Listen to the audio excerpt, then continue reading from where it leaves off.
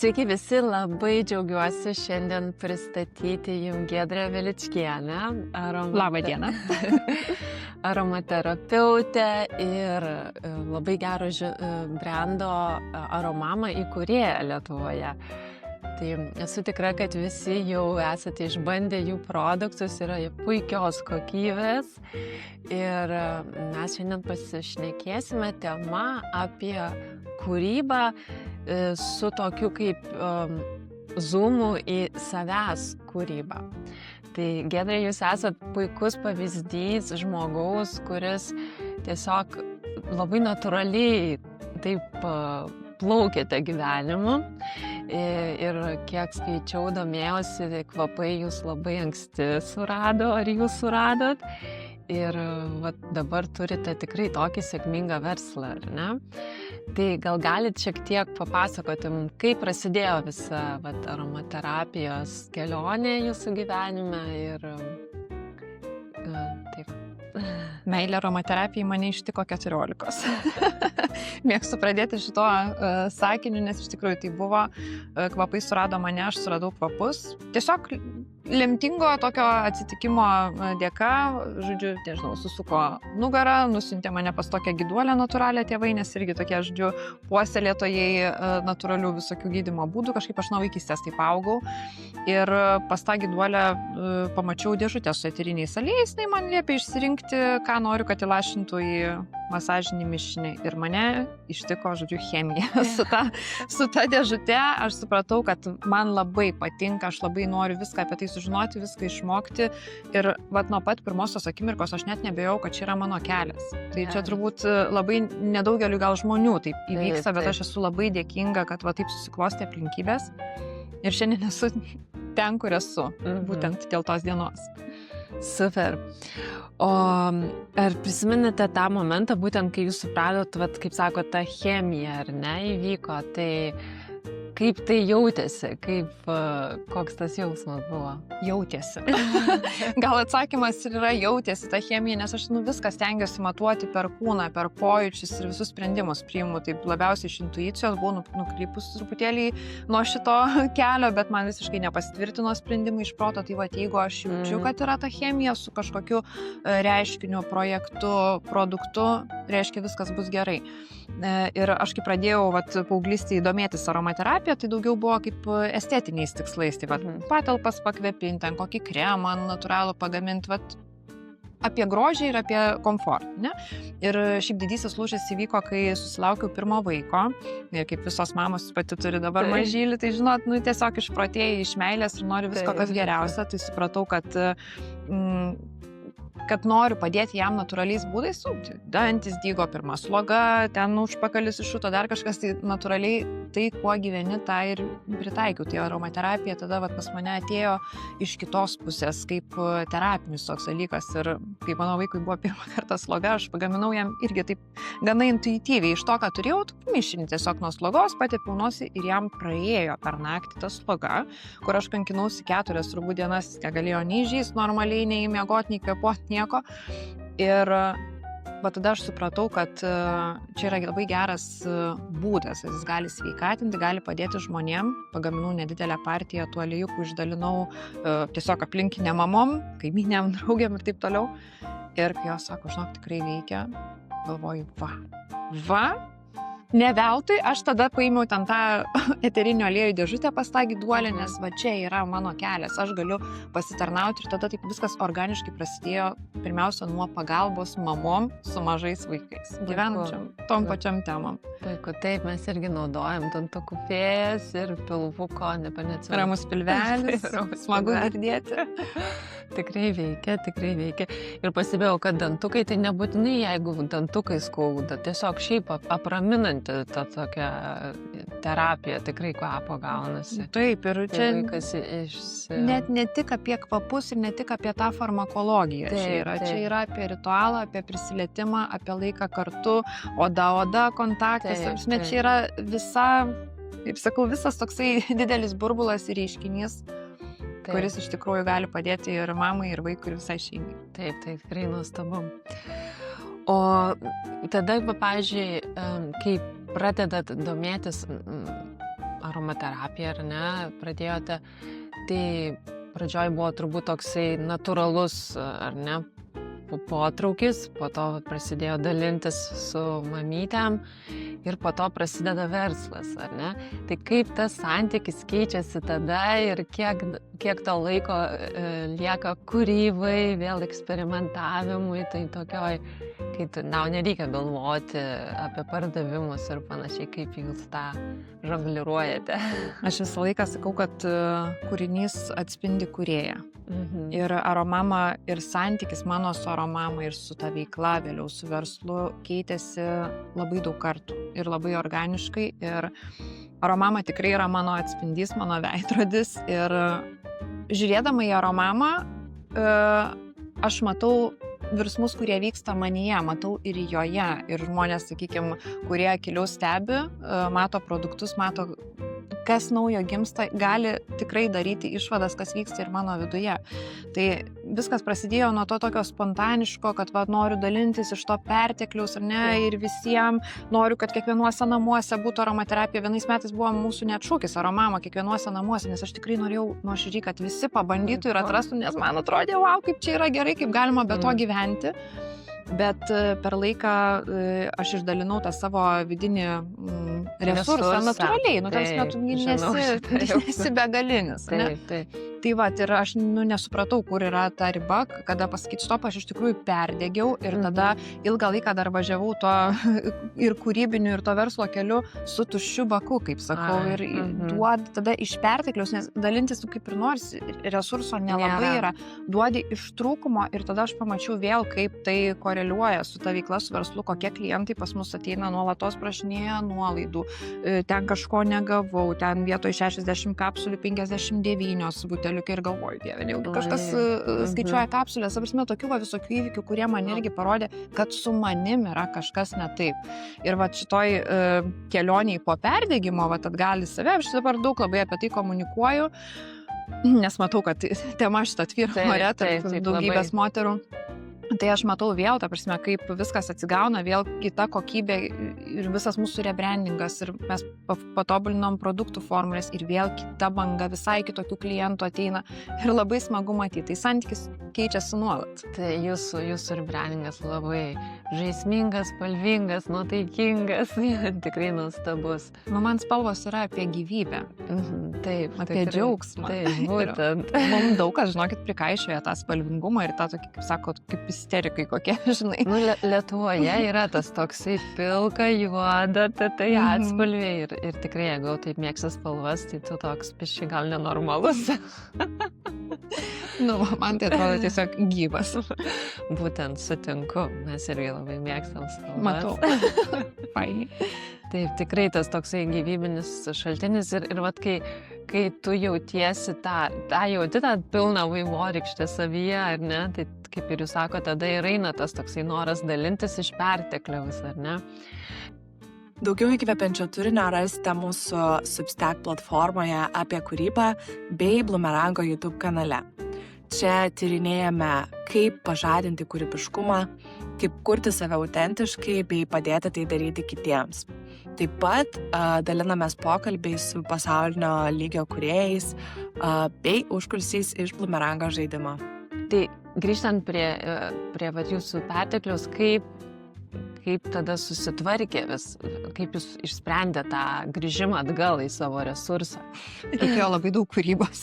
Labai daug, kaip sakau, pavadinau tada, kai perdėgiau, žodžiu, atsitraukiau metam, galvau, kad tik metų užtek, žodžiu, atsitraukiau nuo verslo, pavadinau tą atsitraukimą kūrybiniam atostogam, nes reikėjo į kažką tai įpakuoti. Tai aš galvoju, tikrai tas laikotarpis, iš tikrųjų 3 metai, kol aš pilnai jaučiu, kad pargrįžau į save, jis reikalavo tikrai labai daug kūrybos, nes iš principo reikėjo pažinti save, sukurti iš naujo visą mindsetą ne savo galvoj ir tada, žodžiu, perkelti visą tai ir į verslą natūraliai. Tai visuma, iš tikrųjų, visokių priemonių buvo visuma, nes perdegus tokiam lygiai, kaip man buvo perdėgimas iki visiško, žodžiu, išsekimo ir kad nenoriu keltis iš lovos, kur man visiškai nebūdinga, tai aš, iš pradžių galvau, gal man užteks tiesiog išsimiegoti labai gerai, ten, nežinau, kelias savaitės ar kelis mėnesius, bet toli gražu. Taip. O kas tuo metu prižiūrėjo verslą, kaip? Ačiū Dievui už mano vyrą. Taip, tai mes dirbam versle kartu su Remigijum ir jisai prisijungė ne nuo pat pradžių, jisai turėjo savo veiklą, kur jį labai vežė ir, žodžiu, labai jam gerai sekėsi, bet man kaip kūrybiškam žmogui buvo labai sunku viską suvaldyti ir kurti, ir čia prižiūrėti, čia kažkokias sąskaitas išrašinėti, čia kažkokie darbinimai, išdarbinimai, aš tiesiog ne apie mane. Ir tada sakau, arba parduodam, arba aš baigiu, arba ateik padėk man, bet jisai prisijungė ir mes tada pradėjom stipriai augti ir taip toliau. Tai per tą mano perdegimą ir atsitraukimą tai buvo jis. Ir jis išlaikė viską, ta prasme, išsaugojo, nors man buvo, tiek tuo metu nebuvo resurso, kad aš sakiau, gal jau baigiam, gal užtenka, gal aš jau niekada nebebūsiu tokia, kokia buvau ir čia niekada viskas nebeklėsties ir nebežydės, bet labai aš jam esu dėkinga, kad jisai tada tiesiog paklausė manęs, paramino, paglostė, pasakė, kad viskas susitvarkys ir iš tikrųjų, išlaukėm kol. Puiku. Vėl pražydo. O po kiek metų čia buvo tas lūžis toksai kūrybos? Taip, 2011 pradėjau, 22 išėjau, tai 11 metų. Aha, čia tas toksai periodas. Mano veikla irgi, taip po 10 metų jau aš tada norėjau viską kardinaliai keisti, tai jo. Gal truputėlį ir užsisuki tuose pačiuose dalykuose ir užsisuki tarp kažkokių, kasdienybės dalykų, kažkokių, nežinau, aš gal nemokėjau pasiskirstyti kokių tai prioritetų ir, natūraliai išsieikoja tai energija, paskui kūrybos nelieka, džiaugsmo nelieka, nes man, pavyzdžiui, kas teikia didžiausią džiaugsmą versle ir veikloje, tai būtent kūryba.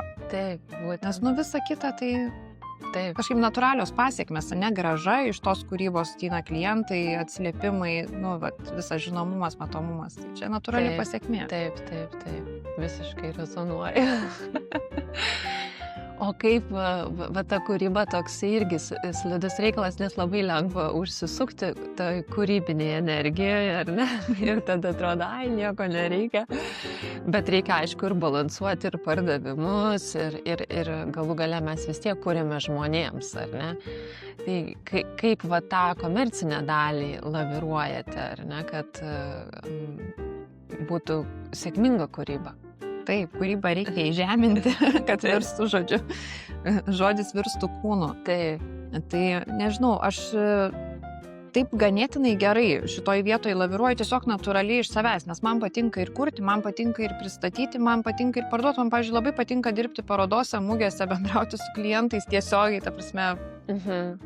Tai kažkaip tai viskas gerai gaunasi, stengiuosi neužsibūti vienoje kažkurioje vietoje per ilgai, nes aš, pavyzdžiui, jaučiu kūrybinėje energijoje, irgi truputėlį, jeigu per ilgai užsibūni, išvargina, paskui tas išsibaigia resursas. Aš kažkaip jaučiu natūraliai, kad teka, kaip sakau, jau Remigijui, aš atsikeliu 4 ryto, jis 6 į sporto salę, aš 2 valandas kažką tai sen savo darau, visi atsikelia, kaip šiandien, žinai, su šaltiniu ar be, žinai, nes kartais darau kažkokį techninį darbą, o kartais ten būnu tiek pasijungus, nekvėpok, viskas tik nieko nesakyk, nes man gali nuplaukti. Atrodo, kartais taip, tiesiog teka, turbūt visi kuriantis, žino. Tai aš stengiuosi tiesiog išnaudoti maksą laiko, jeigu man teka, tai visi jau nuvažiuokit patys į mokyklą, pavalgykit patys, nes mama dabar, žinai, kuria. Bet aš neužsibūnu mėnesiais tame dalyke. Gal mano toks produktas yra, kad ten, žinai, pavyzdžiui, jūsų, tai toks atrodo be pabaigos, tu gali kurti, tobulinti tą projektą. Čia kažkokia linija, kažkas turi. Struktūrizuota pas jūs labiau. Aš tikiuosi, mes irgi prieisim prie tos daugiau struktūros, nes būtent tas beribis labai fainai, bet jame irgi reikia ribas sudėti, nes, sakau, gali tada ir užsisukti tame per daug. Man kas tikrai labai padeda, tai yra žmonės, kurie yra šalia. Aš stengiuosi save, ne tai, kad stengiuosi, natūraliai turbūt gaunasi ir tokį aš poreikį jaučiu apsupti save žmonėm, kurie yra visiškai kitokie negu aš. Aš jau visiškai galiu būti išplaukus, ten, šiandien sugalvojau, rytoj persigalvojau, planuoti nemoku ir nenoriu. Bet mano vyras, struktūra, tvarka, taisyklės, mano, nežinau kaip pavadinti, turbūt reikės sakyti asistentė, bet šiaip aš ją vadinu avataru. Tai tiesiog, irgi yra žmogus, kur, paklausyti labai su pajauta, išgirdo, ką aš ten, žinai, prisvaigau, bet jinai toj pat sugalvojo, kaip tą įgyveninti. Čia tą darysim, nes, jeigu man reikėtų sugalvoti viską ir kaip pagaminti, ir kokie čia terminai, ir tai būtų šakės. Ne, čia per daug tada. prarandi energiją tada tame Taip. procese, ar ne, kai darai ne savo. Puikiai žinau. Tai vat jūs jau atradot, ar ne, vat kas turi būti, kokie yra jūsų papildiniai, kad viskas vyktų kaip sistema, ar ne, ir tada kiekvienas gali daryti tai, ką daro geriausiai. Ir tada gaunasi tas užsisuka daugiau energijos, ar ne? Tas kaip kamuolys. Taip, aš labai ir noriu tokia siekiamybė, kad pas mus įmonį kolektyve visi būtų ten, kur geriausiai jaučiasi, kur geriausiai save išpildo ir kur labiausiai kaifuoja nuo to, ką daro. Nes va čia yra didžiausias palaikymas, kaip sako, žinai, vėjas iš nugaros, pučia. Tai nereikia tada per kažkokią pastangą. Taip, būtent. Nekainuoja tiek daug tada tos energijos. Kokio dydžio dabar yra jūsų komanda? Aš kaip visada susipykus skaičiais, bet man atrodo apie 50 žmonių. Wow. Tai čia šiuo metu buvom pakilę iki 90, nes turėjom labai daug fizinių parduotuvių, bet šiai dienai nėra aktualus turėti daug fizinių parduotuvių. Taip, tikrai internetas turbūt daugiausiai. Internetas, tai va, tai tokio maždaug dydžio. Šaunu. O dabar grįžkime prie produkto kūrimo, kas yra jūsų, ar ne, tas procesas. Kaip tas procesas veikia, kūrybinis procesas, kaip gimsta idėja, kaip jau šiek tiek papasakot, kas ką daro, tai tas aišku, bet vat, nuo idėjos iki to etapo, kai jūs jau perleidžiat idėją įgyvendinimui. Kokios yra tie etapai, detalės viso proceso? Tai pirmiausia, ateina įkvėpimas kažkokiu tai būdu. Kartais aš kažką susapnuoju, tarp kito tikrai esu susapnavus kažkokiu tai produktų, kurios, žūtbūt reikia turėti iki tam tikro laiko. Tai čia tokie labiausiai, crazy dalykai. Tada, nežinau, įkvėpimas bele kur. Ta prasme, kažkas pasakė kažkokią frazę, net ne apie produktą. Vat man dabar šita laimės linija, mūsų oranžinė, Paryžiui su draugė, kiekvieną dieną apelsiną nusiperka parduotuvėje, sako, čia mano laimės apelsinai, gerai, viskas, man reikia kažkaip tą įžeminti, nes man tiek patiko, gal kokią fainą filosofiją. Va, arba kažkoks tai poreikis natūraliai atsiranda, nes Primero mama produktai buvo sukurti mūsų vaikams.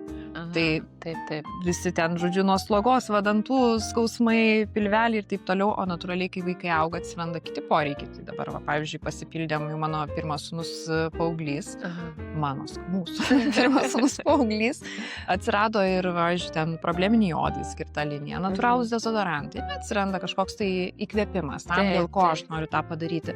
O tada jau žiūriu, ar aš galiu tą produktą sukurti pati, nes jeigu tai yra aromaterapinis mišinys, čia yra mano arkliukas, ar tai eterinių aliejų mišinys, ar kažkoks masažinis aliejus. Jeigu tai bus kažkokia kosmetikos priemonė, aš jau į chemikų darbą nesikišu, tada mes darom tokią, kaip sakau, sinergiją. Ateina chemikų komanda su formulė baze, tada sako, ką galim pridėti iš aromaterapijos, aš įdedu savo know-how ir, žodžiu, gaunasi aromaterapinė kosmetika. Vat kuo mes ir esame išskirtiniai, kad, tai nėra kremas, serumas, šampūnas ar kaukė. Tai yra įkvėpta gamtos, įkvėpta aromaterapijos, viskas su augaliniais ekstraktais, eteriniais aliejais ir taip toliau. Tada jau važiuojam, žodžiu, pagal raidę. Sukūrus formulę, visokie tyrimai, bandymai, testai, saugos ataskaitos ir taip toliau, iki kol atkeliauja iki lentynos. Tai, greičiausiai apie 9 mėnesiai, iki kol atsistoja. Vaiką išgimdyti, jo, išnešiot ir išgimdyti. Tai čia greičiausiai kaip įmanoma, bet yra projektų, kurie ir metai, ir pusantrų, ir 2, ir tokių, kur nežinau dabar jau gal 4 metus skaičiuoju, ten kokį sąnarių balzamą dabar kuriam tokį prieš uždegiminį masažuoti, žodžiu, ir vyresniems žmonėms, ir tiesiog po kažkokių tai traumų, tai užtrunka. Bet viskas gerai, žodžiu, natūraliai. Tai dabar ties produktai patekti į pasaulį, kai jis jau turi tokią infrastruktūrą susikūrus, kaip yra parduotuvės ir internetas, jau dabar yra turbūt ir sistema ir labai aiškus procesas, ar ne? Taip, ačiū mano vyrui už tai. Šaudu. O kaip buvo pradžioje, kol dar nebuvo visos to tinklo, kaip jūs Labai romantiškai. reklamavot. Labai romantiškai viskas buvo namų virtuvėje. Aha. Paskui kitų namų rūsyje, kurį buvau įsirengus labai jaukiai, labai švariai. Ir, ta prasme, pirmos partijos produktų, jos iš tikrųjų gimė namuose ir tai buvo, tiesiog manufaktūra, kur niekas nesitikė, žinai, puošnių etikečių, viskas buvo užrašyta ranka labai paprastai, nes tuo metu net nelabai buvo kaip įforminti tai, nes aromaterapija yra toks keistas dalykas. Tai nėra nei kosmetika, nei tai vaistai, kažkas tai tarp to ir būdavo iš institucijų pagalbos tiek, kad jie nukreipė vieni pas kitus, tiesiog skambink ten. Žodžiu, reikėjo tiesiog rasti kantrybės ir jėgų viską legalizuotis. Už tai ir sakau, ačiū Remigiui, nes jis padarė šitą darbą, nes jeigu būtų reikėję, man aš po šiai dienai turbūt daryčiau pokytį viską. Tai va, tai viskas buvo taip, kad tiesiog aš pradėjau dalintis per paskaitas, gyvas vesdavau paskaitas mamom apie, dalindavus tiesiog savo patirtim, kaip auginu vaiką ten be sauskelnių, kaip dienotvarkę taikau, kaip ten masažuoju, mankštinu, aromaterapiją, tiesiog kažkaip natūraliai susibūrė tokia kaip bendruomenė. Ir atrado mano tos gaminius, po truputėlį pradėjo plisti žinia ir visiškai natūraliai. Aš paskui pradėjau dalintis patarimais soc tinkluose, kad mums buvo taip, mes padarėm tą, rezultatas toksai. Ir komentarų papačia, noriu ir aš pabandyti. Prasidėjo prekyba, kaip sakau, paštu, išsiųsti, pagaminti ir viskas. Ir paskui užsivedė iki tiek, kad, aišku, reikėjo legalizuotis, elektroninė parduotuvė, paskui ir fizinė parduotuvė atsirado, tiesiog žingsnis po žingsnio. Be jokios strategijos, be jokio 5-mečio plano, čia saugok Dieve, labai nemėgstu nieko, kas tuos visokiais planavimais. Visiškai, taip, iš širdies natūraliai, taip kaip mokėjom, taip kaip galėjom, su tokiam priemonėm, kokias tuo metu turėjom. Puiku, man čia jūsų istorija tikrai yra toks įkvėpimas ir toks puikus testamentas. Tikrai, kai žmogus daro tai, kas yra jo, ar ne, tai galima tiesiog gyvenimas veda, ar ne, ir nereikia ten, kaip jūs sakot, 5 metų planų, strategijų, ten MBA visokių. Tiesiog natūraliai gaunasi, lyg tai vos net ateini į žemę su tokia kaip ir misija padaryti taip, ar ne? Aš ir galvoju, turbūt kiekvienas žmogus turi kažkokią savo kelią, gal ne visi tik tai atranda arba neatranda, taip anksti, sakykime, kaip man, kad tikrai, sakau, pasisekė atrasti. Bet aš atsimenu, viena draugė, psichologė manęs paklausė, sako, ar tu darytum tai, jeigu tau reikėtų už tai susimokėti? Jeigu aš turėčiau susimokėti už tai, ką aš darau, tai sakau, 100% taip. Tai aš kiekvienam ir sakau kūrėjui, ar tą patį klausimą uždavus, tai yra labai geras atsakymas. Aš tiesiog negaliu to nedaryti, man labai patinka. Tai aš taip pat, mes irgi turim klausimą bumerangų žaidimą, būtent ar tu darytum tai, kad ir tau nieks nemokėtų ir dar kaip tik tau reikėtų primokėti. Tai tada gerai pasičekini su savimi, ar tu tikrai savo kelyje ar visgi darai dėl kažko, nes tau protas taip sako. Tai su protu aš nežinau, man atrodo, ilgai nevažiuočiau, jeigu man reikėtų daryti dėl kažko. Kažkoks būtų tikslas, nežinau, ar ten pinigai, ar ten kažkoks žinomumas, ar ten, nežinau, kažkoks įprasminimas, ten palikimas kažko po savęs. Ne, mano ta tokia misija, noras, paskirtis, aš jaučiu, tiesiog, kaip tą pirmą dieną man buvo, kaip tas, aš supratau, kad veikia, mano vaikui padėjo ir aš noriu padėti dabar visam pasauliui. Tai ir šiandien man lygiai taip pat, aš kurdama produktą galvoju, kokią tai žinutę žmogui nusiųs, kokį jam jausmą sukels, kokią galų galę problemą išspręs, ar ne? Ir grinai taip nuoširdžiai iš to noro pasitarnauti. Tai patį norėjau sakyti, tokia kaip tarnystė. Tikrai, geras žodis. Ir labai įdomu, kad kiekvienas žmogus tą tarnystę gali daryti irgi labai skirtingais formatais, ar ne, jūsų atveju per verslą ir tikrai tokie dideli pajėgumai, kartu su vyru gal taip irgi atsiųstas jums padėti, ar ne? Plačiai ir daug. Kiti žmonės tą gali daryti visai kitokiame formate, ar ne? Visiškai. Ir kitokioj roliai. Tai taip, labai gražu tą matyti, kaip tai atsiskleidžia skirtingose žmonėse. Gerai. O kaip šiuo metu jūs išlaikote balansą tarp... Ta žodis balansas, žinau. Iš karto matau tą vaizdą. toks balansas čia kaip tie banglentininkai. Niekada nėra stabilu, bet tu bandai vis tiek kažkaip laikytis ant tos lentos, kur tavo gyvenimas. Jausmas grynai toks. Nesustovėjus ant banglentės, bet nestabilu. Bet vis tiek mūsų kaip kūrėjų, ne tai kad paskirtis, bet vienas iš tikslų, kad nesigautų viskas, nepavirstų į chaosą, ar ne, yra išlaikyti tą tokį sveiką balansą ir kaip jūs sakot, neperdegti, ar ne, nes kai tai atsitinka, tada viskas krenta. Gal galėtumėt pasidalinti kažkokiais ritualais, patarimais, kas jums padeda išlikti visą laiką švytinčiai ir, gal ne visą laiką, bet dažniau nei rečiau. Jo, aš turiu tokį moterišką posakį, žinai, ovuliacija ne kasdien būna.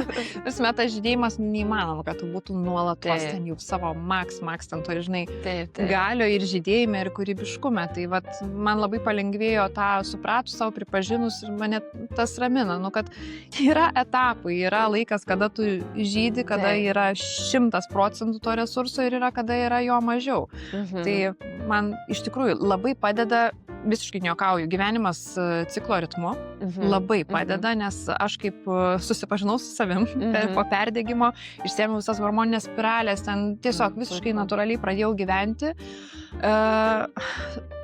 Pamačiau, koks nuostabus yra moters organizmas ir kaip tie 4 sezonai mumyse keičiasi. Aš tiesiog pradėjau visą savo gyvenimą, dienotvarkę, kūrybą, viską planuoti tam tikrą prasme pagal savo natūralų ciklą. Ir aš žinau, pavyzdžiui, man dabar ovuliacija, aš šitą datą pasižiūrėjau pirmiausia kalendorių, kad filmuosius galvoju, tada aš būsiu iškalbinga, aš noriu bendrauti, noriu dalintis, oda galų gale gražiai atrodo, žinai, ekrane. Tai va, nes jeigu mes turėtumėm šnekėtis, pavyzdžiui, ten kelios dienos iki mėnesinių, tai aš būčiau tiesiog, aš šiaip visiškai esu namisėda, tylenė ir taip toliau. Ir man kartais žmonės sako, aš negaliu patikėti, kaip gali būti tokia, tas pats žmogus, va, toks skirtingas. Tai tiesiog, man tas labai padėjo. Aš taip susidėliojau savo, žodžiu, visus ten, nežinau, filmavimus, pristatymus, kažkokius naujienlaiškius, didelius ten tekstus, kuriuos aš rašau būtent tuo metu, kada aš turiu energijos. Ir, pavyzdžiui, ten kūrybiniai kažkokie dalykai, kur man reikia jos išbūti tyloj, ramybėje, aš jau einu į tą antrą, sakykim, ciklo pusę. O jau, žodžiu, tuo kaip čia menstruacijų tuo metu, ar ne, tai aš stengiuosi visiškai užsidaryti į olą, nes ne veltui yra ten ta raudonoji palapinė, ne, moterų ten tie visi vigvamai, kur užsidarydavo, nes tikrai reikia tylos, ramybės ir regeneracijos. Aš tiesiog pradėjau sąmoningai planuoti poilsį tom dienom, tokį visišką atsitraukimą.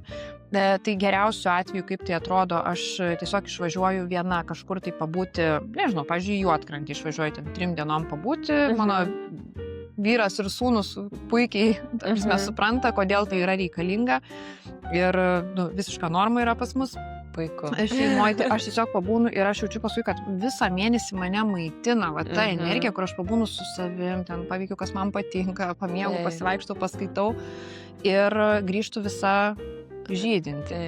Nes nuolatos žydėti negali. Ne, neįmanoma. Yra sezonai. Tai va, tai turbūt šitas man labiausiai suvokimas. Ir labai svarbu tą komunikuoti šeimoje, ar ne, kad šeima tą suprastų, kaip jūs ir sakot, kai ateina įkvėpimas. Man irgi tai būna, aš tiesiog negaliu, tiesiog tik tai ten, čia kaip koks magnetas tave traukia ir tu nieko kito daugiau negali daryti. Taip, ir atrodo, kad jeigu tu darysi kažką kitą, iššvaistysi energiją, atrodo, kuri turi dabar būti nukreipta čia. Taip, tikrai. Taip pat labai svarbu tą komunikuoti artimiems žmonėms, kad suprastų, kaip veikia šitas organizmas. Taip, labai fainai matyti ir kaip vaikai supranta. Vienam mūsų vaikui 14, kitam beveik 8 ir matau, kad auga sąmoningi vyrai ir labai to džiaugiuosi, žino, kad dabar yra taip, reiškia laikas. Puiku. O kaip jūs tą išspręsdavot, kai vaikučiai buvo mažesni, nes taip palikti, kai mamai įkvėpimas nelabai išeidavo. Gal jie buvo mažesni, tai aš nebuvau tiek save pažinus ir iš tikrųjų dariau geriausia, ką galiu tuo metu daryti. Tai tuo metu tikrai buvau labai užsisukus ir ten apie laiką savo nebuvo nei kalbų, nei minčių. labai mažai jo buvo ir man jo tikrai labai trūko, bet aš tą supratau tik tai vėliau, kad čia buvo mano toksai esminis poreikis, pabūti savo energijoje, taip reguliariai, kad atsigauti, regeneruotis ir tada vėl gali važiuoti pilnu pajėgumu. Ir aš supratau, kad aš labai ilgą laiką ignoravau tą poreikį ir dėl to man tas perdegimas įvyko. Čia galbūt viena iš priežasčių. O kai vaikai buvo maži, tai aš tiesiog atsimenu, galvodavau, o kas man šiuo metu yra svarbiau. Nes, pavyzdžiui, aš šiaip esu labai mamiška. Man labai patinka rūpintis vaikais, būti mama. Turbūt visos mamos labai myli savo vaikus, bet mano meilė reiškiasi per rūpestį, per laiką kartu, per naminį maistą, per pasimylavimus, per masažus, per filmukų žiūrėjimus kartu, per šitus tokius ritualus kartu. Ir, pavyzdžiui, jeigu mano vaikas serga arba negaluoja, man gali kas nori būti. Ta prasme, ten metų projektas, ten gali būti metų užduotis, man vienodai rodo. Ta prasme, aš žinau, kad mano vaikas yra svarbiau, aš jaučiu, kad svarbiau. Ir aš labai pastebėjau, kad vaikų ir savijauta, ir sveikata, ir apskritai bendra gal net emocinė būklė labai priklauso nuo to, kaip jaučiasi tėvai. Todėl aš supratau, kad labai svarbu yra rūpintis savim ne tik tai dėl savęs, bet ir dėl savo šeimos, nes, aš taip tikiu, kad mama, moteris yra kaip koksai bankas, žodžiu. Taip, iš tikrųjų. Maitina tą meilę, žodžiu, maitina to resursų. Ir aš matau, jeigu aš pati esu nusistekenus, tai ir mano vaikai pradeda sirgti ir natūraliai tada gaunasi, kad aš turiu pabūti namie su jais. Aš niekada nesu palikus sergančių vaikų vienu, taip, kad arba su kažkuo, nes man yra labai svarbu. Taip, aš labai, kai sakot, mama bankas, ar kitaip ta mama žemė, motina žemė, man ta frazė iki tapimo mama nelabai kažkaip irgi taip buvo puikiai suprantama, bet dabar tikrai tu jauti, kad nuo tavęs priklauso, bent jau emociškai žmonės tikrai, visa šeima ir tu turi būti tas kaip šaltinis. Taip, ir meilės, ir ramybės, ir džiaugsmo, viskas kaip ir, tu kaip rozetė, į kurią įsijungia kiti devaisai. Tai tas labai tokia atsakomybė manyje bent jau aktyvavo ir norisi labiau domėtis ir augti, kad turėtum tikrai kažko turiningo pasidalinti. Taip, ir tada iš karto kažkaip dingo man kalties jausmas, kaip toksai būdavo, tai kaip čia laikas savo, čia save mylėti, kaip čia egoistiška. Aš suprantu, kad tai yra gyvybiškai svarbu. Taip, būtent. Labai svarbu. Labai įdomu jūsų pastebėjimai ir dabar ir praktika, būtent, kad susidėlioti gyvenimą pagal ciklus, ar ne? Aišku, verslo pasaulyje yra moterų verslininkių tokių labai mačio. Viskas gerai tame, aišku, bet mane tai neįkvėpia, sakykim, taip gyventi. Ir labai džiugu girdėti, kad jūs kaip ir, kaip pasakyti, embracinat, jūs priimat tą savo moterišką pradą, moterišką dalį ir nebandot būti kovoti su, prieš tai, užgniaužti tai, kad tiesiog būti geresnė ar sėkmingesnė versle. Žinot, aš esu išbandžius ir aną pusę. Ta girl boss, kaip čia tas sudėjimas, aš esu išbandžius. Man buvo 2,6, 2,7, ten pats gazas, ten ten taip ant bangos, ta prasme, žinomumas, viskas ten. Tiesiog ten tie soc-tinklai prasidėjo, čia tie visi storijai, čia visi žino, visi pažįsta. Aš ten tą hormoninę spiralę įsišovu, žinai, čia visada pasiruošus, visada man čia, žinai, vienodas lygis, kai vyras, ta prasme, gali, žinai, varyti. Ir paskui mes, užsimanėm,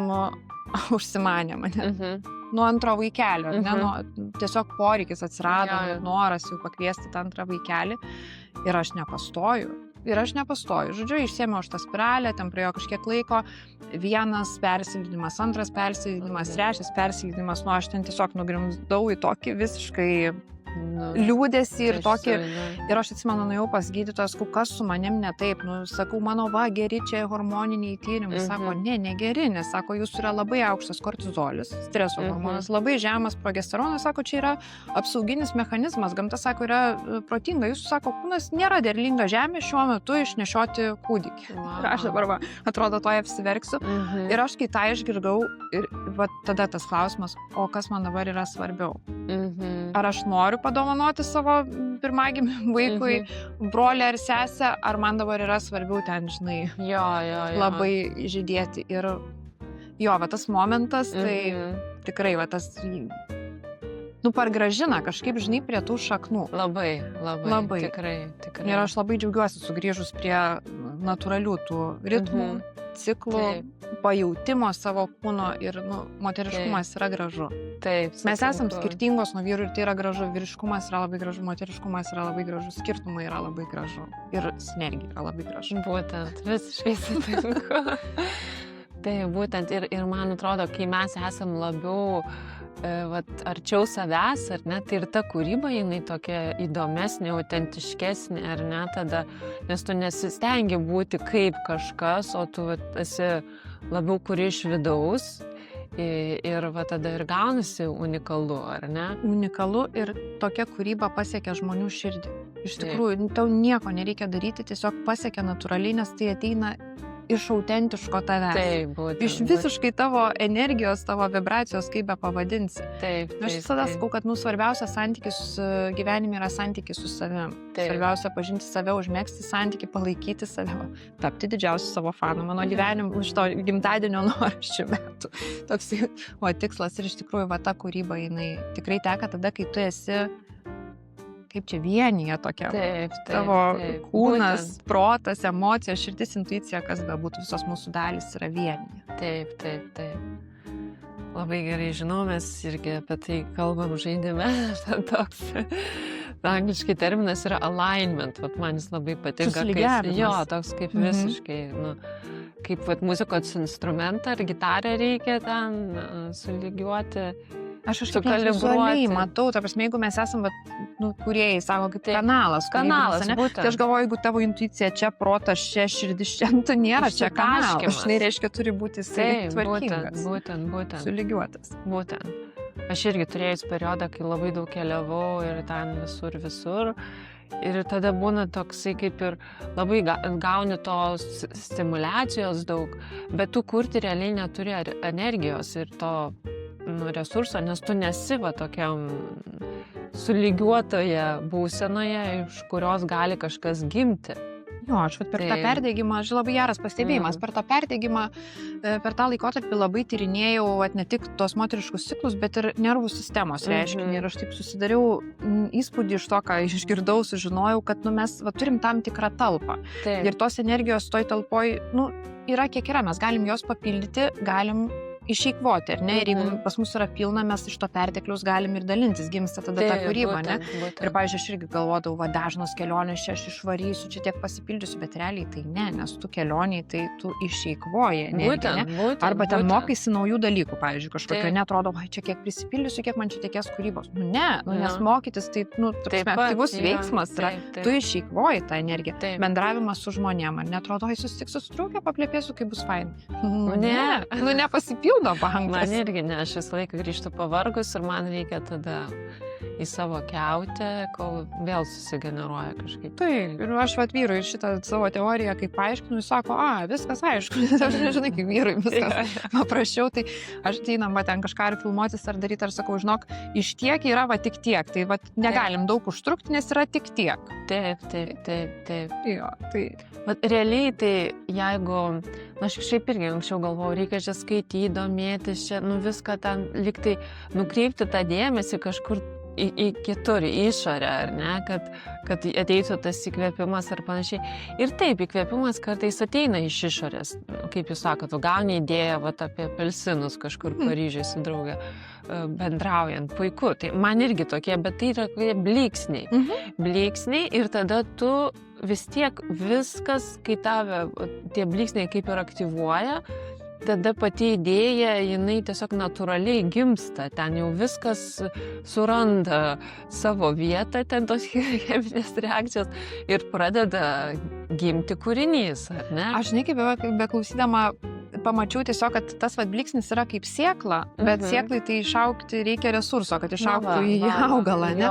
Tai va tas mūsų vidinis resursas, jisai ir išaugina tą sėklą, nes tų sėklų tai šiaip mes prisirenkam labai daug ir tų bliksnių kūrybingo žmogaus kasdienybėj būna tikrai labai daug. Bet ne visos sėklos išauga. Taip, būtent. Tai, pavyzdžiui, tie apelsinai, jie išaugo po 1,5 metų, nes Paryžiuje tai labą dieną mes buvom 24 pavasarį.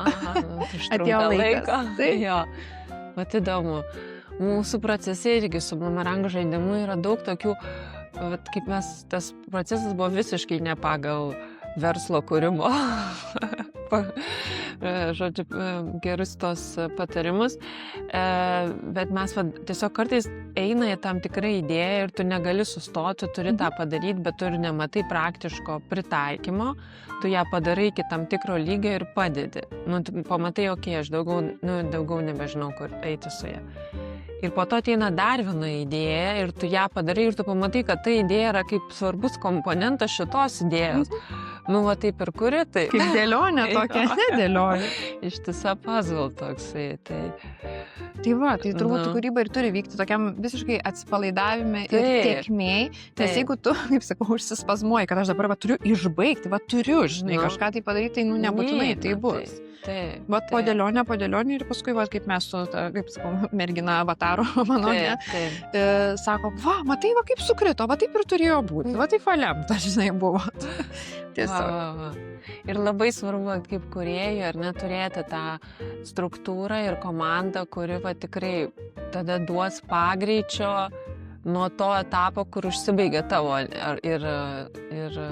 kaip ir energija ir tavo susidomėjimas ir visa kita. Taip, susidomėjimas, esminis žodis, nes tikrai užsibaigia energija iki tam tikro lygio, nori tą produktą paleisti, sakykim, bet jau aš nežinau, nei kur ten pakuotė ras, nei ką, labai svarbu, kad būtų žmonės, kurie geriausiai sugeba tą padaryti. Taip. Čia vienas iš sėkmės formulės elementų labai svarbus, turėti šalia žmonės. Labai svarbus, taip. O kas jūsų atveju prižiūri tą procesą, kad perima tada irgi vyras nuo to, kai idėja jau subrandinta ir tada reikia ją įgyvendinti, tą visą procesą menedžina. Žiūrint, koks tai yra projektas. Jeigu tai yra produktas, tai yra tiesiog, vadinu, produkto kūrimo komanda. Tai yra vaikinas, kuris žaliavų ieško ir jas perka, mes ten jas testuojamės jau ten. Tiesiog mane pasiekia žaliavų pavyzdžiai, atsirenkam, pasižiūrėjom dokumentus ir taip toliau, chemikų komanda, dizaineriai, ten visas, žodžiu, kokybės, ar ne? Visa komanda, kuri peržiūri kiekvieną grandį ir visur reikia sudalyvauti kažkiek, bet nereikia ten, žinai, taip visiškai jau paskesti kiekvieną tą temą. Ir aišku, vienas žmogus, kuris viską kuruoja. Tai... Jo, tas svarbu, ar ne? Kad o jeigu kažkoks kūrybinis projektas, mūsų įmonė vadinasi Filmai ir kvapai, nes aš esu apie kvapus, o mano vyras apie filmus, jis dirba prieš tai televizijoje ir visokius, žodžiu, labai fainus tokius filmų projektus įvairaus formato, žodžiu, darė ir daro vis dar. Tai jeigu kažkoks kūrybinis projektas, aš sakau, dabar čia sugalvojom, su tais laimės apelsinais, nesugalvojom, išjautėm, taip atėjo, ne? Sakau, žinok, čia reikia, kad būtų oranžinė koma, sakau, turi būti oranžinis sprogimas, turi būti daug oranžinės, viskas, tai gerai, tai leis man truputėlį pagalvoti, pasėdėjo pirty 40, žinok, viskas, matau, kaip turi būti. Tai va, tai tokiu principu veikia. Puiki komanda. Tikrai. Visapusiškai gyvenime, ne?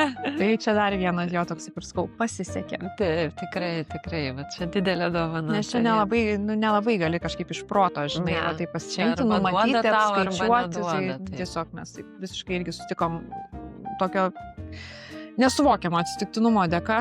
Taip, lemta. Puiku. Gerai, pažiūrėkim, kas dar. Aha. Tai dabar jūsų dabar klausant, ar ne, tai tiesiog nėra net erdvės matyti, kad galbūt kažkada buvo abejonės ar nepasitikėjimas, ar gal to ir nebuvo. Buvo. Tai kaip jūs tą peržengdavot, kas padėdavo? Ar tokių gal klausimų, ar aš labiau bijau, ar labiau noriu? Aha. Nes aš tai pastebėjau, kad mano patys sėkmingiausi projektai, produktai, viskas gimsta iš tos būsenos, kai aš tiesiog negaliu nedaryti. Tai vat tada tas noriu peržengia bijau, ar ten abejoju. Ir tada važiuojam. Tas iš tikrųjų pastiprinimas yra, nes aš ir dabar kartais suabejoju, ar aš čia pajėgsiu, ar apriepsiu, ar čia kažkam bus įdomu, gal aš čia per mažai, per ten, nežinau, nepakankamai. Tai visus čia turbūt aptinka karts nuo karto tokios mintis ir galvoju, aha, labiau bijau ar labiau noriu. Jeigu labiau noriu, tai varom. Puiku. O kaip, grįžtant prie to svarbos, ar ne, turėti žmonės aplinkui, kurie palaiko ir tiesiog toks vos ne kaip kartu su jumis, ar ne, kuria. Kaip jūs palaikote tą gyvybę kartu komandoje, ar ne, nes aš įsivaizduoju, kad jūsų vis tiek darbas toksai, tas pagrindinis darbas yra taip viena, ar ne? Bet reikia dar ir palaikyti, traukti ir tą pulsą palaikyti su komanda. Viskas, kas prasideda formuluoti reikia, yra ne apie mane. Reikia, nebūna. Aš iš tikrųjų galvojau apie šitą klausimą ir tai pajaučiau, kad nieko iš tikrųjų nereikia. Jeigu tu pats savim tiki, tas kūrėjas, tas nežinau, šiuo atveju, ne, tai yra asmeninis prekės ženklas ir vis tiek, visos idėjos, visa komunikacija, visi produktai prasideda nuo manęs. Taip. Jeigu aš tikiu, jeigu aš žinau, jeigu man negaliu nekurti, noriu, ateinu iš tos būsenos, nieko nereikia daryti, nes žmonės patys jaučia. Aš dabar mačiau paskutinis pavyzdys, advento kalendoriai. Taip, sugalvojau daryti taip. Ir ta prasme, tai šiaip kalėdom reikia pradėti ruoštis tokiam versle kaip mūsų, tai nuo gegužės mėnesio maždaug, kad viskas būtų laiku. Mes tą kalendorių sugalvojom daryti rugsėjį. Taip. Bet negaliu, tu šiais metais, negaliu nedaryti, labai noriu. Su tokiu įkvėpimu viskas gavosi, spaustuvės ten viskas ir kai jau reikėjo dėlioti kalendorių į langelius ant tas visas dovanėlės, viską, tokio dydžio komanda atėjo šeštadienį dirbti, kad niekad nėra buvę, turbūt paskutinius kelis metus, ypatingai to perdegimo laikų, kad visi kaip tiesiog bitės prie medaus, noriu ateiti ir daryti, prisiliesti prie to projekto. Tai aš galvoju, kad ne tai, kad galvoju, jaučiu tiesiog, kad nieko nereikia daryti ir jeigu tu pats esi gyvas, jeigu tu spinduliuoji tą savo idėją, tiki savo idėją, tai aplinkiniai natūraliai užsikrečia. Ir aš supratau per eilę metų, kad svarbiausias palaikymas, kurio mums reikia, tai savęs savo pačiam. Kaip sakau, būti savo didžiausių fanų, nes labai daug yra tų distrakcijų iš šono, labai daug visokių nuomonių, patarimų, kažko tai ir kaip pradedi barstytis, klausyti kažko tai, o ne savo tos intuicijos ir širdies balso, tai labai lengva ir pasimesti tam savo kelią. Tai svarbiausia palaikyti save, padrasinti save, jeigu nepasisekė, nebausti labai savęs. Taip. Tai ir kažkaip tada atrodo lengviau. Puiku, nes tikrai ta išorė kartais jinai ne tiek, kiek palaiko, kiek sumišimo daugiau įneša, ar ne? Ir kai kuri tikrai kažką originalaus, tokio nestandartiško, ar ne? Tai ten prisiklausęs tų patarimų tikrai suabejos, ar tu čia normalus. Taip, ir aš esu padarius tokių nesąmonių savo gyvenime, paklausus, žmonės sako, oi labai reikia, čia žinok, taip eitų šitas projektas ar produktas, čia būtų labai gerai. Ir aš galvoju, bet tikrai, gal būtų ir gerai, čia dabar labai trendas, šią temą padarom ir niekas nevažiuoja, nes tai yra iš proto, iš kažkieno idėja, kurią aš, nežinau, pasiskolinau, pasisavinau, ne? Čia labai svarbus pointas. Ir aš kuriu vienumoje, aš net neturiu kabineto mūsų nežinau, kaip ten ofise, fabrike pavadinti, neturiu, nes aš viską darau namuose arba ten, nežinau, kažkur užsidarius, nes man bet kokios distrakcijos, vaizdas, garsas, kažkas man irgi tas. Visiškai, aš negaliu susikaupti. Kaip įkiautė, turi įeiti, burbulą savo užsidarai ir tik tada kažkaip. Taip, nes toks, aš, pavyzdžiui, ten kartais tiesiog galvoju, klausimas, kada ateina geriausios idėjos, nežinau, ten tvarkau indaplovę, žinai, kraunu. Oi, ką sugalvoju ir tada tik iš karto voice, aš žinai, spėjai rašyti tai produktų kūrimo komandai, ar turim to ir to, ar galim padaryti tą ir tą, nes reikia tada ir tada maždaug reikėjo, man tas toksai. Jo, man šitas aš, kaip tapau mama, tai kažkaip voice tos messages labai gerai, nes jau ten rašyti nėra nei laiko ir tas toksai žindai ar ką ten vaiką laikai, nėra ten to, neprisėsi prie kompo, tai tas voice labai gerai, mes, man atrodo, nežinau tiksliai, bet esam vieni pirmų Lietuvoje, kurie pradėjom atsakinėti klientam voice žinutę, nes šiaip yra kažkaip tai marketingo visi žinovai sako, kad čia ne kaip ir netonas, kad ir, kaip ir negerai, žinai, bet klientės tiek įprato, kad jos net pačios mums dabar voice įrašinėja kažko, jeigu nori paklausti, ką ten rinktis pagal vaiko amžių ar ten kažką tai. Ir mūsų komanda irgi atsakinėja tiesiog garso žinutėm ir kaip gerai buvo priimta daugumos klientų. Gal kai kuriuos ir erzina, bet daugumos sako, kaip fainai girdėti gyvo žmogaus balsą. Visiškai puikiai idėja. Tai va. Ai, kaip puiku. Tai mes tikrai labai daug palėtėm elementų, bet kaip klausyti savęs, kaip kurti iš vidaus, ar ne, ir ką atmesti, kaip ir labiau įtraukti ir pasitikėti savimi, ar ne, kad ta kūryba būtų tikrai originali. Ir vat, kai mes kuriam,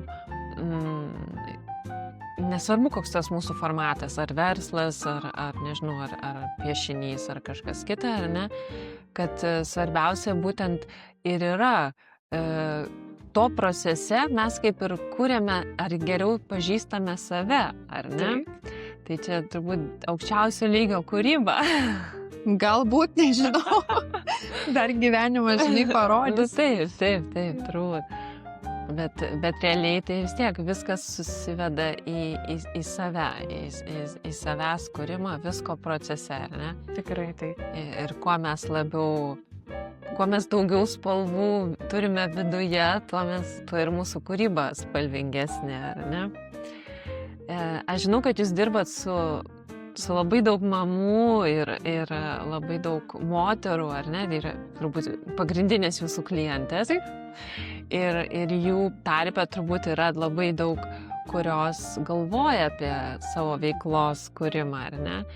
Ką jūs patartumėt joms, nuo ko pradėti, kaip ištestuoti galbūt, o ypač tom mamom, kurios grįžta į gyvenimą, į kitokį gyvenimą, ar ne, po motinystės, pavyzdžiui. Kokie būtų jūsų pagrindiniai patarimai? Aš linkėčiau girdėti save ir nemarinuoti idėjų.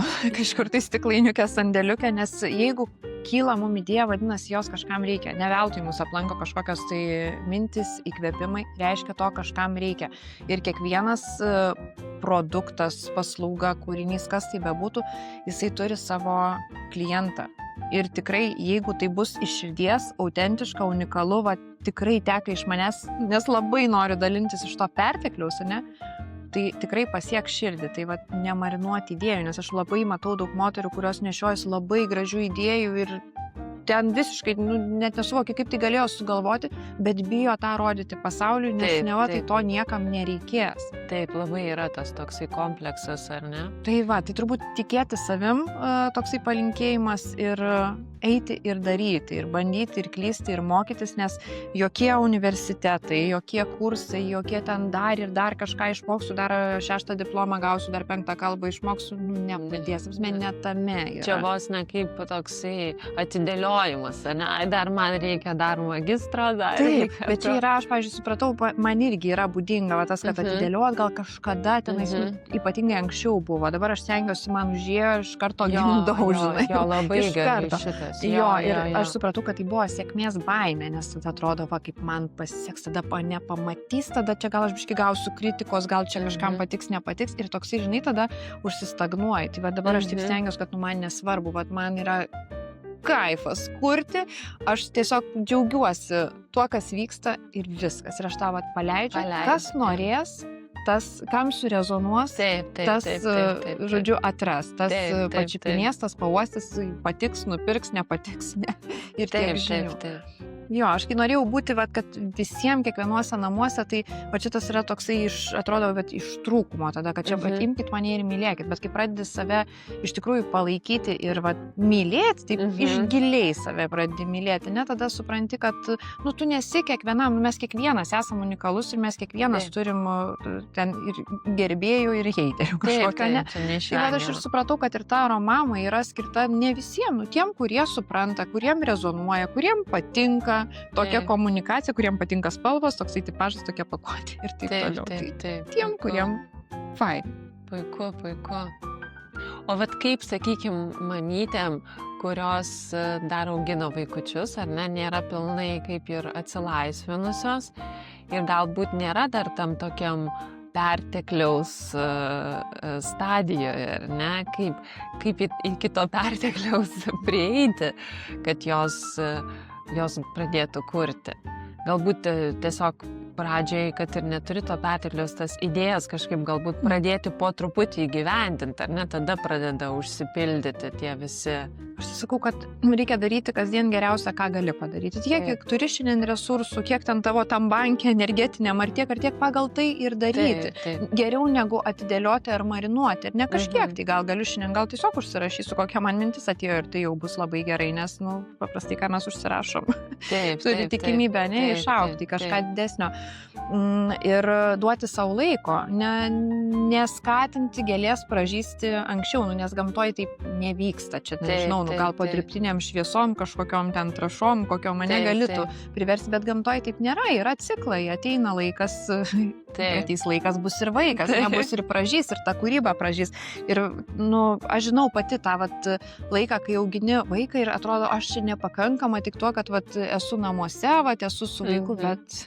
Ta prasme, tai yra taip trumpai, ten tie, nežinau, 2 ar 3 metai, taip trumpai, kiek tu gali į tą savo realiai kūrinį, tokį labai apčiuopiamą kelį, gali įdėti savo resursą, savo meilį ir išauginti vat, kitą žmogų, tai va, kai tą suvoki, kokia tai yra atsakomybė, koks tai yra džiaugsmas ir kaip paskui smagu matyti, kas išaugo iš tos tavo meilės, nes dabar jau mano vat, pirmas vaikas 14 metų, aš matau, ta prasme, visiškai atskira asmenybė, savo ten poreikį, tas ir aš galvoju, buvo verta, kiekvienas žingsnis ir tikrai gerai, nu, leisti savo išbūti tame momente. Tai yra tikrai labai saldu. Tikrai.